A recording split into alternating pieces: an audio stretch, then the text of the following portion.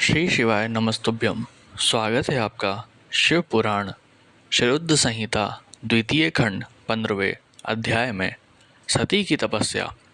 ब्रह्मा जी बोले, हे नारद, एक दिन मैं तुम्हें लेकर प्रजापति दक्ष के घर पहुंचा।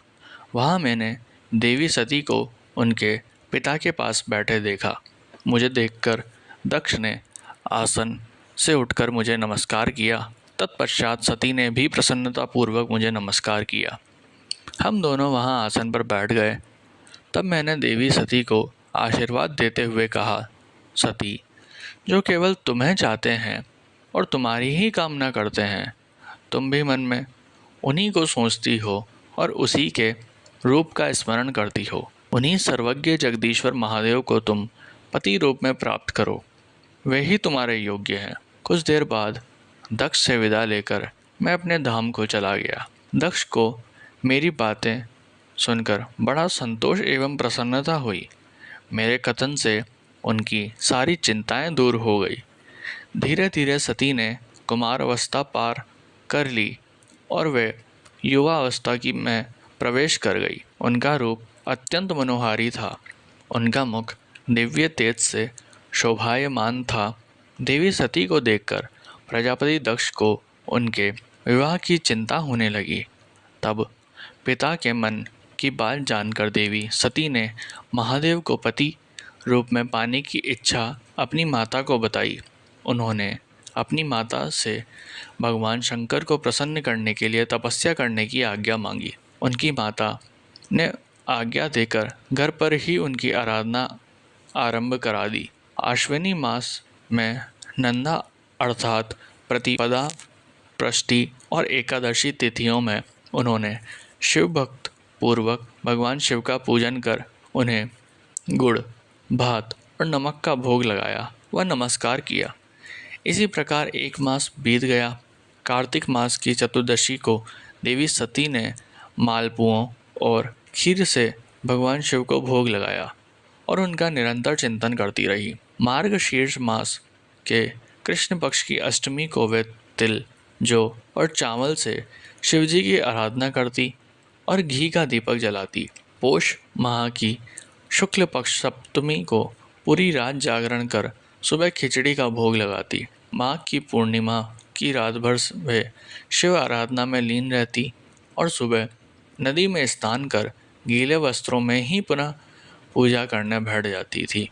फाल्गुन मास के कृष्ण पक्ष की चतुर्दशी तिथि को जागरण व शिवजी का विशेष पूजा करती थी। उनका सारा समय शिवजी को समर्पित था।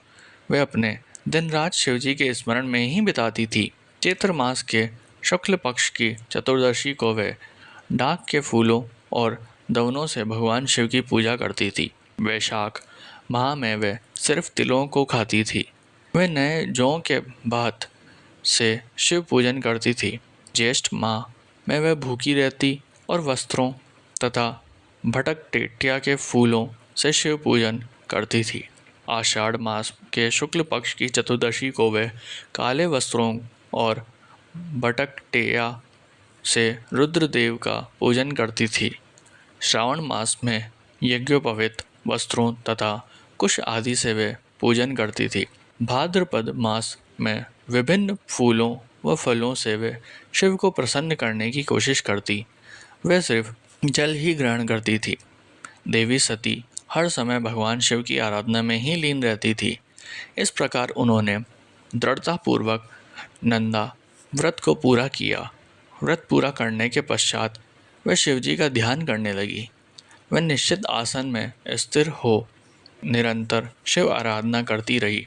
हे नारद, देवी सती की इस अनन्य भक्ति और तपस्या को अपनी आंखों से देखने में विष्णु तथा अन्य सभी देवी देवता और ऋषि मुनि वहां गए। वहां सभी ने देवी सती को भक्तिपूर्वक नमस्कार किया और उनके सामने मस्तक झुकाए। सभी देवी देवताओं ने उनकी तपस्या को सराहा। तब सभी देवी देवता और ऋषि मुनि मेरे ब्रह्मा और विष्णु सहित कैलाश पर्वत पर पहुँचे। वहाँ भगवान शिव ध्यान मग्न थे।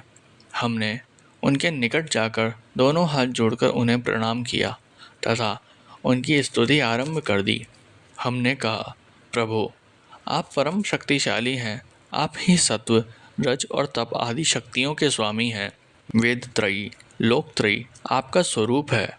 आप अपनी शरण में आए भक्तों की सदैव रक्षा करते हैं। आप सदैव भक्तों का उद्धार करते हैं। हे महादेव, हे महेश्वर, हम आपको नमस्कार करते हैं। आपकी महिमा जान पाना कठिन ही नहीं, असंभव है।